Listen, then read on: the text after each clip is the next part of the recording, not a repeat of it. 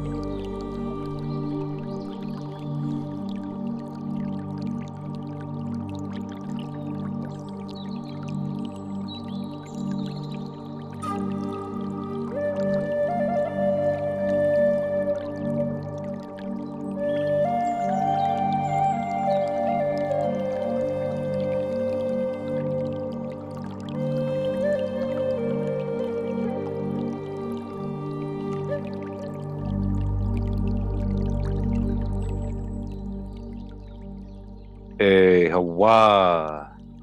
Hey, much love and respect. Thanks for tuning in, everybody. I know it's late for some of you guys, but I found this great documentary.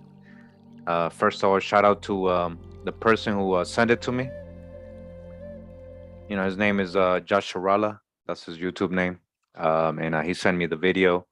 And it was a great little documentary from 1986, showing what was going on here in the 80s in Nicaragua and a lot of Central American countries, actually. Um, a little history that really doesn't get told, and we always assume when we're talking about Nicaragua government fighting against Contras and all these rebels and guerrillas in the jungle. A lot of the time it was just indigenous folks, trying to survive, fight for their lives, for their land, and for their children, for their elders, for their town, for their women, for the food, everything. So I thought it was really interesting. Before I begin, wanted to start out with a little a little dance video. Um, this is done by Rob and Dre Beats. He actually makes some of the beats that I put on my videos. So he said, "Hey, you should play one of these on one of your intros on your lives." I was like, "Okay." So let's start out with that just to get it going. Pretty funky thing. Hope you guys enjoy it. Again, from Rob and Dre Beats. All right.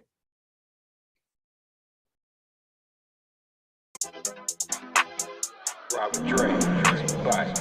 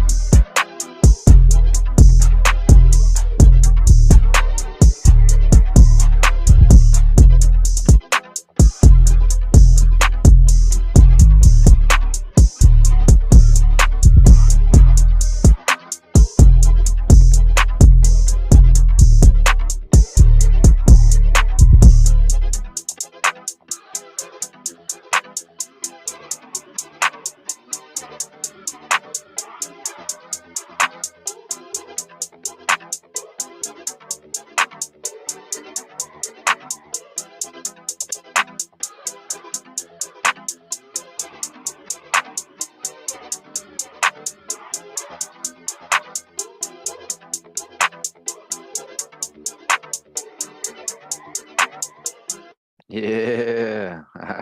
Shout out to Rob and Dre Beats. Yeah. Shout out. All right, all right. So I just wanted to get that going. Get it going, that's all indigenous stuff right there, you know how it is.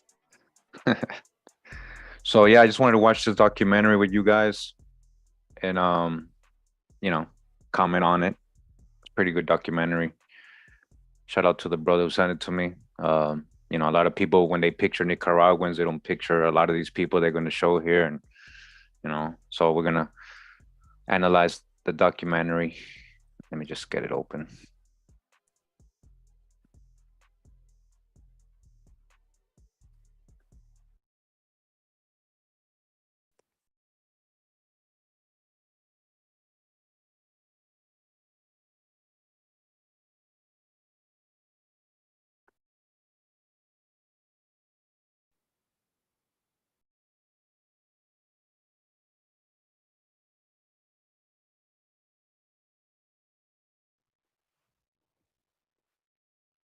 Soldiers look like the people Okay. Make sure you guys can hear it and everything. Let me know.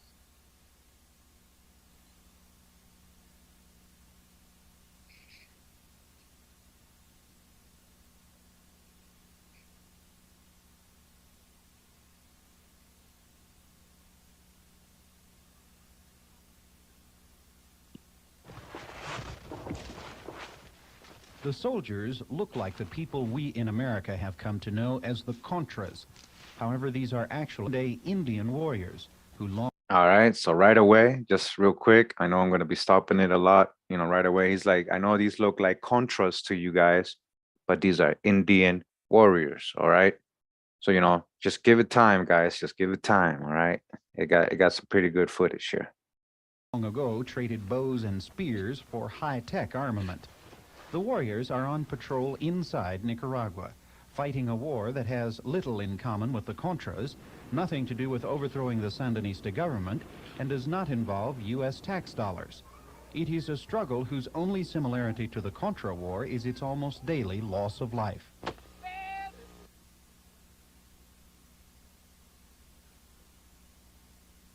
And there's no question in my mind that there's a very real Indian struggle going on. One for the very issues that Indian people in the United States have fought for years, for centuries. And not only the United States, but all over North and South America, and indigenous peoples in other parts of the world also. Land, the ability to control their own resources, ability to govern themselves, the ability just to live as they have for centuries without any kind of interference or any kind of government trying to force them to be in a particular society. Albuquerque attorney Jim Anaya is a legal advisor to the Mosquito Indians and other tribes of Nicaragua who have been fighting the Sandinistas for the past 5 years. This day he is in Costa Rica, the exile home of Nicaraguan Indian resistance leader Brooklyn Rivera. Rivera, most famous Indian leader in Nicaragua, and a year of exile has him anxious to return to the Indian region, both to meet with the warriors and to consult with villagers. Although Rivera coordinates the support for an army of hundreds of warriors, his supply system depends on traditional wooden canoes, carved by hand out of the giant jungle trees in Costa Rica and Honduras. There is no money, he says, to buy fat boats. As he prepares for his first return to his homeland in a year, Rivera invites some notable North American Indian leaders to go along on this trip. Rivera wants the leaders, including Russell Means of the American Indian Movement, to... All right. So they got, some of their North American indigenous representatives. Yeah. Dutch to hijack. But what they're saying is, what I want you guys to hear is that this guy's living in exile, not this guy right here, but the Nicaraguan chief in Costa Rica. That actually happens a lot. A lot of Nicaraguans live here. They've been here a couple generations already. But they told you that the Mosquito Indians are fighting the Sandinistas. Why are the Sandinistas fighting with the Indians? Shouldn't they be protected and stuff? That's not the case, especially here in the 80s. So let's just wait till they get to their hometown in Nicaragua. You see what I'm talking about. Witness the problems the Indian people of Nicaragua are experiencing under Sandinista rule. Rivera and others relate accounts of village bombings, mass murders, tortures, and arrests. Atrocities need to be exposed to the outside world. We are demanding all the Indian people and their organization to support our struggle, because the future of the Indian people and elsewhere also depend of the result of our struggle in Nicaragua for justice and peace.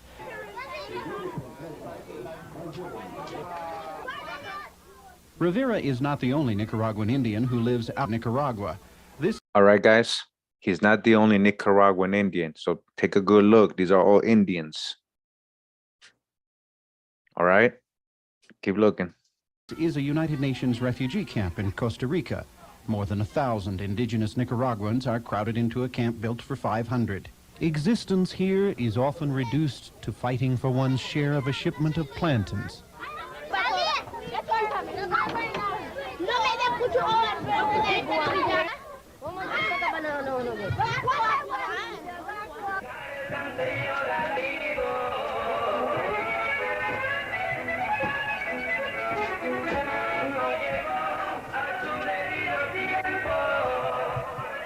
At this camp and in others like it in both Costa Rica and Honduras, almost 25,000 Mosquito, Sumu, Rama, and Creole people seek haven from what they call the oppression of the Sandinista government. They want to stick something in your brains that can't hold in your brain.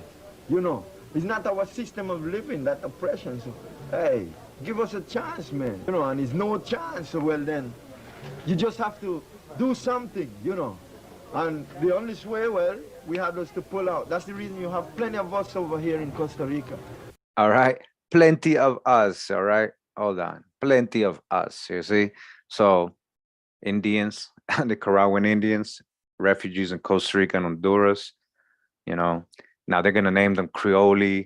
They try to separate the darker ones by Creoles, the other ones by Rama, and calling other ones Mosquito. But when you see them all together, they're not calling each other by different things. They're all the same people. They're family. They're all tribe, you know. And this is what you guys see all along the Caribbean coast of Central America. It's not just in Nicaragua. We got in Panama, Costa Rica, Nicaragua, Honduras, Belize, you know, in Mexico. You know, Veracruz is on this side of the, you know, that's where the Olmec and all that stuff was. So like you find this all throughout Central America, you know. So this is why I thought it was a pretty good video to show you guys, you know. These are some of the Nicaraguans I know, you know, Costa Ricans I know. And, you know, this is, you know, ones they hardly show, you know, and these are who the Sandinistas are fighting. They're fighting these people. They're literally bombing them. They're throwing bombs, murdering them. You know, like you guys are going to hear. On the walls of their barracks, the refugees have painted murals depicting Sandinista boats and helicopters coming into quiet Indian villages. The refugees say that sometimes the soldiers arrest, torture, or kill people suspected of supporting the Indian resistance. So as the refugees continue to survive the best they can in the camp inside their country, Rivera and his warriors and other indigenous resistance forces continue their efforts on both political and military fronts, engaged in what is to them a fight for their basic rights under Sandinista rule. They still deny to recognize the Indian Aboriginal rights for land, for self-government, for natural resources, and so forth. Because of that, our people are still in the resistance. In betrayed by a Sandinista government who have entered into our homelands and after reaching there have changed completely the promise that they had made unto us.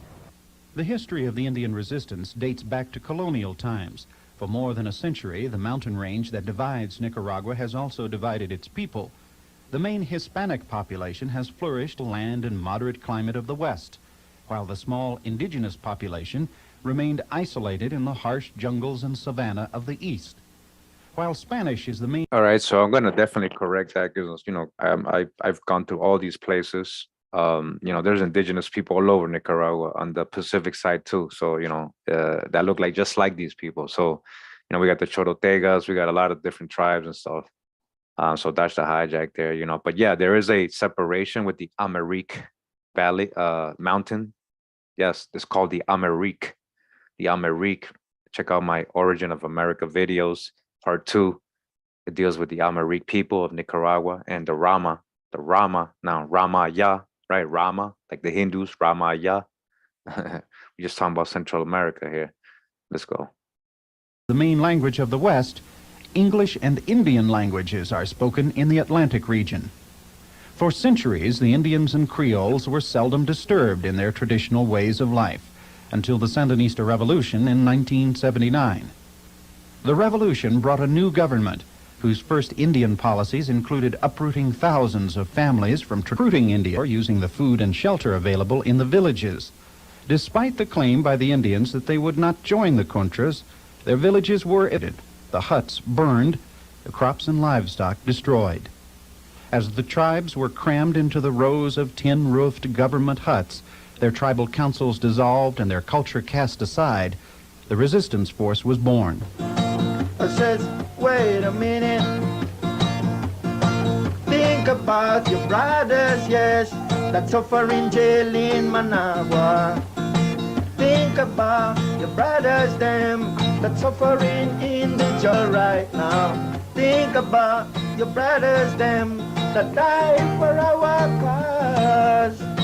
Think about all of them. All right. Think about the brothers, them. All right. He's not saying the Mongols, them. He's saying our brothers who fighting for our cause. Think of them, our brothers. That is out their home. That's why we are warriors. We are warriors. That's why we stand there to defend Nicaragua. It's a war that we definitely know that we can win. Sandinistas have the weapons, but they do not area. When they goes into the area, they lost the man. They goes crazy, they go wild. And all we have to stay on the side and just cut them down like wild bush. For the North American fact-finding team, it is a long, difficult voyage from the jungles of Costa Rica to the Indian region of Nicaragua.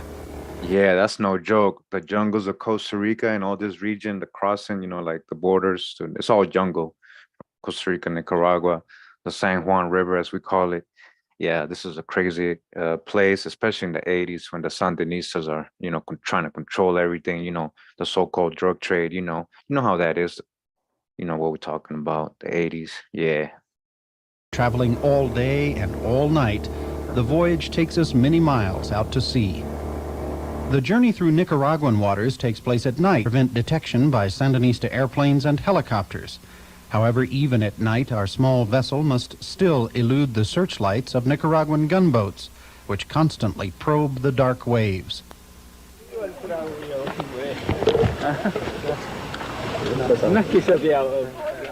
Guarding miles of remote beach for days, the Nicaraguan warriors have been anxiously awaiting our arrival. They are very pleased to see their leader, Brooklyn Rivera, back on Indian soil, along with the other exiled leaders of the resistance who have come on the journey. Despite the air of happiness, not all vigilance has been abandoned.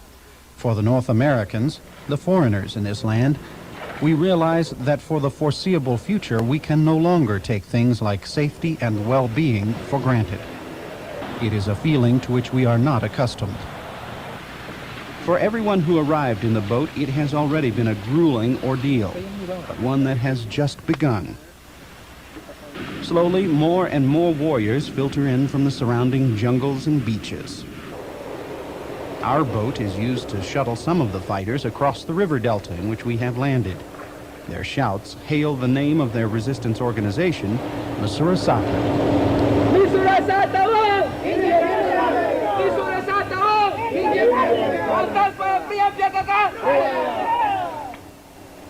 Others are shuttled in by way of smaller dugouts that are soon to become a very familiar sight, the main mode of transportation through the jungle rivers of Nicaragua's Atlantic coast region. As darkness envelops the wilderness, we are whisked away to our first home here, a place called Kumwatla. We arrive late at night and do not meet its people until dawn.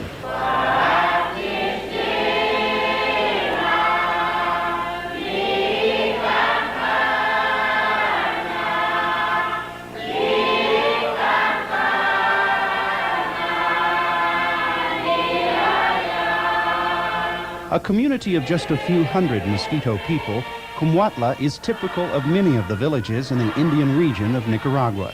It is accessible only by boat or foot. There are no roads here, and of course, no luxuries like electricity or running water. The nearest medical clinics are 2 to 3 days away by dugout canoes. No medical teams are allowed by the Sandinista government to travel this region. The shortage of medical attention is a critical problem.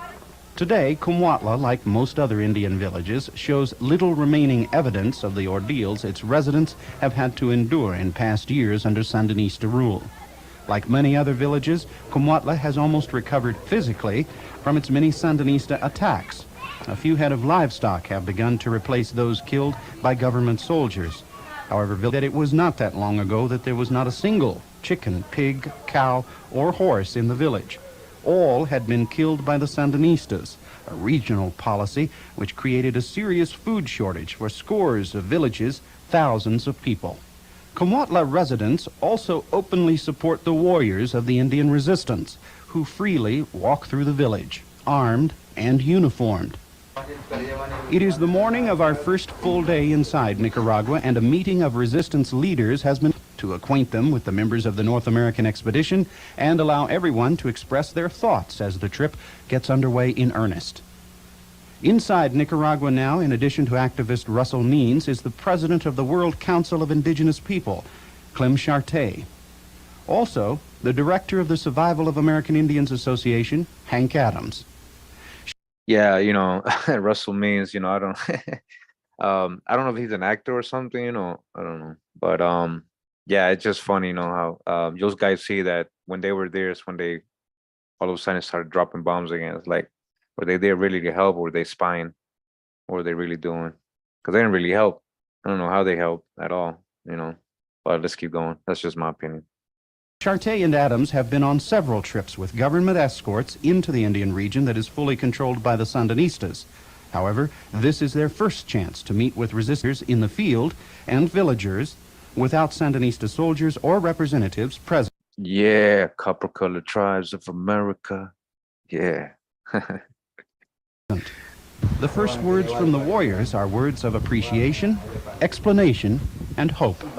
We ask that you do whatever you can to help, because it is not a struggle of a group or a person, but it is a struggle of a whole Indian nation. I am grateful for your visit, because this is the first time Indian leaders like yourself have visited warriors in the field. Some others came once through Managua with the government, and the government showed them what the government wanted. They never saw the reality of our struggle. So we are proud of you because you have suffered a lot during your trip at sea, and now will learn the realities of our struggle. With the words and spirit of the young fighters we had met still fresh in our minds, we set out now for Indian country. For 2 weeks, we travel from village to village, often by boat, but often on foot, too.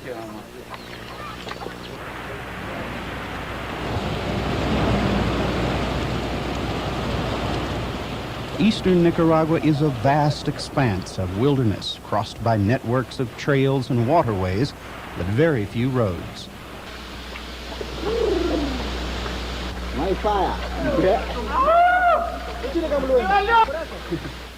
Sometimes, when separated from our boat, the trail becomes particularly difficult.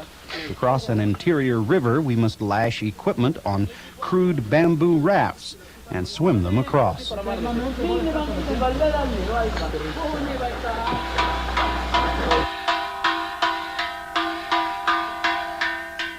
At each village, the people gather in community meetings to see their leader, Brooklyn Rivera, and to the North Americans who have come to hear about experiences with the Sandinista government, experiences from the past and those continuing today. We meet the woman who says she was held down by Sandinista soldiers who drove a truck back and forth over her arm until the arm came off. The villagers in one community take us to a mass grave where they say 13 leaders from 3 villages were machine gunned by government soldiers, who then covered the bodies with gasoline and burned them.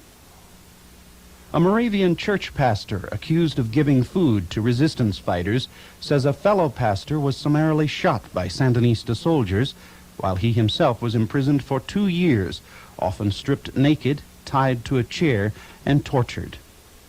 In addition to individuals, the people say the Sandinistas have also targeted entire villages. Evidence includes huge bomb craters pockmarking many villages, craters that soon become ponds filled with rainwater. The villagers say many of the indirect impact of the deprivation of medical attention. In each community, the people show us they're ill and injured, hoping that we have brought medicine or knowledge that will help. The Sandinista government says it cannot allow the medical teams who have volunteered to go into the region because it is classified as a war zone. However, villagers say the government also promises medical care to those communities which renounce the Indian resistance, a bargain that has few takers. We have a complete lack of doctors and medicines. People suffer from all kinds of illnesses, but this is our struggle, and we hope that the resistance will continue because it is the most important cause for the future of our people. And so the death toll mounts. Village cemeteries are half filled with the tiny graves of children, most felled not by bullets or shrapnel, but by a lack of medical care for even the simplest of illnesses.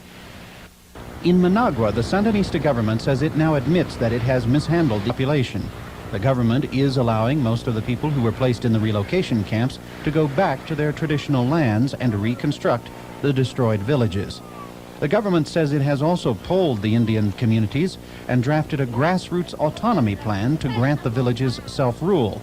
However, while Rivera's group Masurasata says it has maintained its specific demands for Indian control of Indian land, the recognition of tribal governments, and the protection of nature and way of life, its members say the government is not sincere and not specific with its plan. El gobierno reconoce. The government recognizes that it made some big mistakes in dealing with the Indian people. We admit that, but now we are engaged in a revindication effort which will address all of the needs of the indigenous people, including the political aspects, economic aspects, and cultural aspects. Well, they are saying that they made many mistakes, but I doubt that those atrocity and destruction that they have committed against our people should be just mistakes. I think that was a part of their policy of assimilation and forces integration of Indian people. Rivera's doubts about the Sandinista promises of autonomy are echoed unanimously in the villages visited by the North American team. We have told them clearly that we want Indian autonomy. We want our leader Rivera to be here in order to lead our people to a genuine Indian autonomy. We will never accept the autonomy the government wants to impose on us because they are just lying to our people. We want genuine Indian autonomy. We don't want the Spanish or Sandinista autonomy. The North American Indian leaders are moved by the unity, spirit, and character of the Indian people of Nicaragua. Most people believe that the Indian wars are over.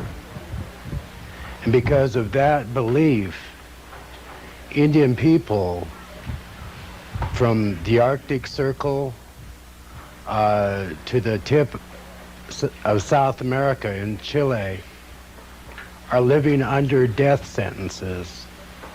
Death sentences to our person, our families, our tribes, our ways of life, our nations. I really want to come to say that I want to thank you for that you are giving us to lift that death sentence, to make life possible for all Indian people. Every Indian village you go to is one village, one people, with one mind, one heart, one worldview, one religion. They are not a confused people. Their youth know who they are and where they are going. They are not confused about their role in life. No, this is one people, and determining a self-sufficient people. You cannot oppress. Yeah. Hey, thanks for tuning in. Russell Means, I don't know if he's an actor or what, but anyways, I want to see the people. Show the people you're talking about. Show the people. Suppress, and repress self-determining people because they will fight back, and Ms. Sirasata is proof. I think the international community has to understand that the Sandinista government is not as pure as they like to believe they are and as other people make them out to be. It's a government like any other government and is capable and in fact has committed oppression, repression, and in fact genocide. Yeah. Show me the people. Paris not our system, go away. And we are shoot them down. Them are figure. Where? Them are full evil land. Them are figure away. Give me some bullet. Yeah. Bye.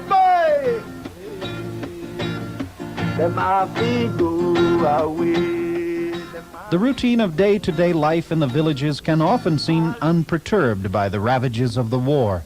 The days of fishing, hunting, and jungle farming to provide food for the thousands of families must go on.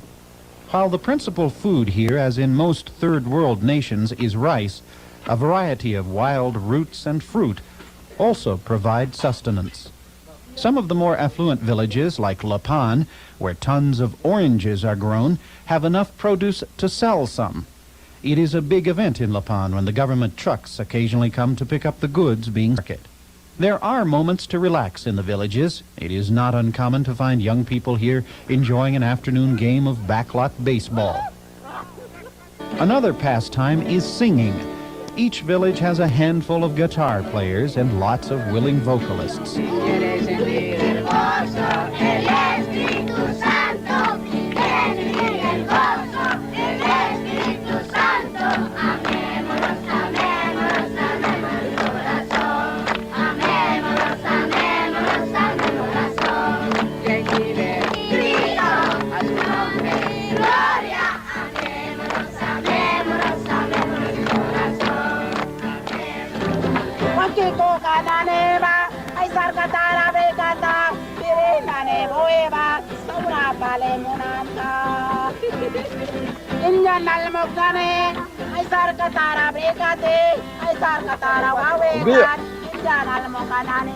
Yeah.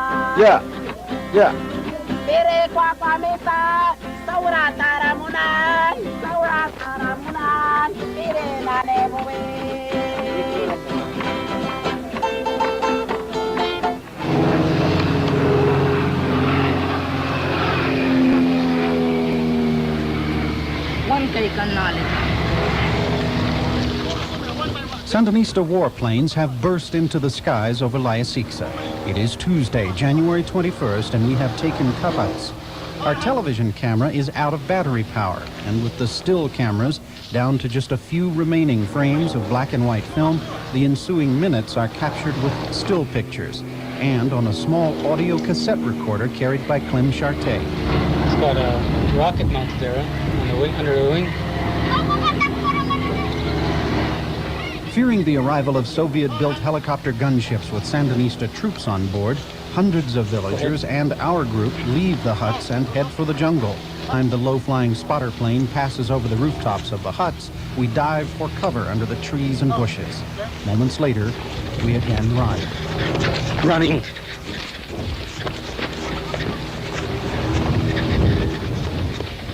Since Masurasata says technically a ceasefire exists, no shots have been fired yet, and Rivera orders the warriors to hold their fire. We cannot shoot first, because that they are expecting that we shoot them, then with 500 pounds. You see? They'll bring the helicopters. Yeah. However, as everyone continues to hurry through the village, the ceasefire is brought to an abrupt end by a Sandinista pilot. Nose diving in. Watch out!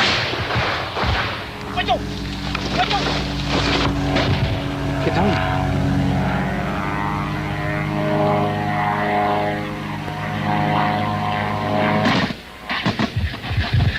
The blasts are from rockets fired by the planes. The first explosions have critically injured 2 villagers. In later attacks this day, 3 Mosquito warriors protecting the North American team are killed. 6 others are wounded. In the following days, a complex escape plan is drafted by the Indian resistance, and 2 weeks after the bombing at Lyasixa, the North American Indian leaders are secreted past a Sandinista coastal installation and escape to the sea. Sandinista newspapers and radio broadcasts quickly assert that the North Americans were members of the CIA and that Brooklyn Rivera is a pawn of the U.S. government. Oh, do you hear that? So what they're basically saying is while they were filming all this stuff and they were there, those so-called ambassadors, Americans, right? They got attacked and bombed. Now they're saying they were CIA. They were there spying. Man. However, a few days later, when Rivera is invited to help support a request by the Reagan administration for $100 million for the Contra War, Rivera writes to the Secretary of State, George Shultz, We have repeatedly expressed the belief that the dominant forces within the UNO organization present a threat to our rights. The political program of those forces indicates a commitment to failed policies of the past. Those dominant forces are not a credible alternative to the Sandinistas. Accordingly, we must exercise extreme care in avoiding even the appearance that we may be an ally or tool of those forces. If we are tainted by them, our international credibility and our struggle for Indian liberation will be badly damaged. With the resistance unwilling to help overthrow a Sandinista government with which it hopes to someday reach peace, the people remain alone, spurned by the Contra army and its allies, and often engaged in combat with a Nicaraguan government the people feel is not listening. Yet there is hope. Of course, while the Indian people is still alive, and we will still in our resistance, there will be hope for our people to conquest their rights. It's depend on our people, their forces, and the international support from our Indian brothers from other countries.